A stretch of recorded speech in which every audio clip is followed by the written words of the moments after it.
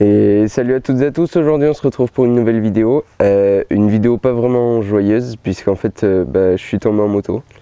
Du coup je vais vous montrer les dégâts. Je vais essayer de vous expliquer comment ça s'est passé. Et voilà, go. Donc en tout premier, vous inquiétez pas, j'ai rien de spécial. J'ai juste eu mal au genou et au poignet, mais au poignet c'est parti tout de suite. Et puis une égratignure au genou, donc l'équipement a fait son travail.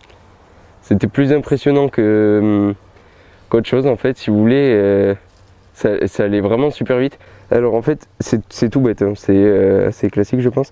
Il y a, dans un virage où il n'y a pas trop de visibilité, il y a un stop et il y a quelqu'un qui s'est engagé avec une remorque, une voiture et une petite remorque, qui s'est engagé et en fait il a dû s'engager vraiment très lentement ou alors il m'a coupé la route, il m'a grillé le stop. Ça on sait pas et moi non plus en fait, puisque ça allait tellement vite que sur le moment j'ai pas vérifié en fait s'il m'avait coupé la priorité ou quoi.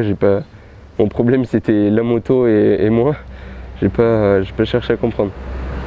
Donc ouais, du coup il s'est engagé très lentement et moi du coup en arrivant sur le virage, dès que je l'ai vu j'ai freiné, j'ai freiné fort quoi, un réflexe normal, je pense que tout le monde a ce réflexe là. J'ai freiné de l'avant et de l'arrière.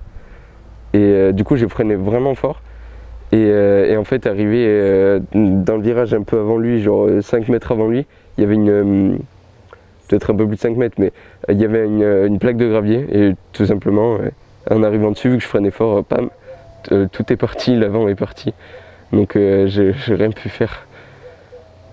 Voilà, ça fait vraiment bizarre hein, surtout de voir la moto tomber. Tout de suite, je pense que tous les motards qui tiennent à leur moto, on a ce réflexe-là, on se lève, on va voir la moto si elle a des dégâts. Puis avec l'adrénaline, on sent pas vraiment si on a mal ou pas en fait. Et ça fait vraiment... c'est plus psychologique que physique en fait. Enfin, je suis pas du tout dégoûté de la moto, très loin de là, il m'en faudra beaucoup plus je pense. Mais effectivement ça fait bizarre quand même de sentir la moto tomber, enfin de sentir qu'on perd le contrôle en fait, qu'on peut plus rien faire. Aussi c'est une des raisons pour lesquelles j'ai pas fait une vidéo, il y a 3 semaines, ça fait 3 semaines que je n'ai pas fait de vidéo alors que d'habitude je fais tous les 2 semaines à peu près. Donc c'est aussi pour ça, enfin c'est même que pour ça en fait que j'ai pas pu tenir les 2 semaines. Parce que en fait je vais vous montrer maintenant les dégâts sur la moto. Il y aura des petits passages je pense. Il y a le levier de frein arrière qui est la pédale de frein arrière qui est complètement tordue. En fait, je peux plus l'utiliser, il faut que je le change avant de vouloir rouler. Donc c'est un peu la galère parce qu'en fait, si la moto a été en panne aussi avant, j'avais un problème de pompe à essence qui apparemment est classique sur ce modèle. En fait, c'est un défaut de fabrication. Donc voilà, c'est normal entre guillemets. Donc voilà, ensuite il y a les carénages, le carénage droit qui est complètement éraflé, complètement rayé, je sais pas si on le voit là, mais il est complètement, voilà, il est moche quoi, enfin il est tout rayé. Donc il va falloir que je le repeigne et que je rachète les autocollants pour faire plus joli. Ensuite il y a le pot d'échappement, la protection en bout en métal, elle est complètement, si vous voulez elle est arrondie mais d'un côté elle est plate du coup. Donc voilà, elle a été toute râpée. Ensuite le clignotant qui s'est remonté et qui du coup a pris un peu, s'est râpé. Le rétro qui s'est rabattu tout de suite donc ça va. Mais et en haut du phare aussi c'est râpé donc ah oui, et aussi à cet endroit là il y a l'embout de poignet et le levier de frein qui ont été touchés aussi. Donc au final c'est plus, c'est quasiment que de l'esthétique donc ça va. Je vais pas non plus me plaindre, même si évidemment je suis pas hyper content de ça, mais bon, ça arrive hein. On dit qu'il y a un motard chute tout le temps la première année de son permis. Ça faisait 2 ans que j'avais la 50 et 2 mois que j'avais la 125, bah voilà, c'est fait. Donc maintenant je vais vous montrer les dégâts sur les équipements, évidemment en petit plan comme pour la moto. Donc le casque, il a pas pris, normalement il a pas pris, hein. J'ai bien vérifié tout ça, il a pas touché.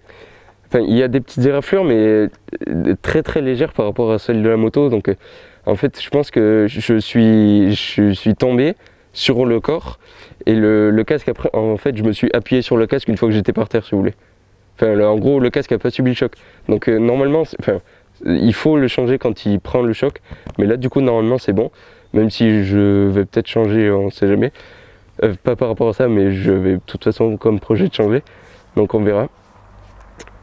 Ensuite mon jean, bah, évidemment, parce que j'étais en jean, j'allais au lycée, enfin de toute façon même quand je roule je suis en jean, complètement déchiré en fait, hein, et du coup il y a plein de sang dessus.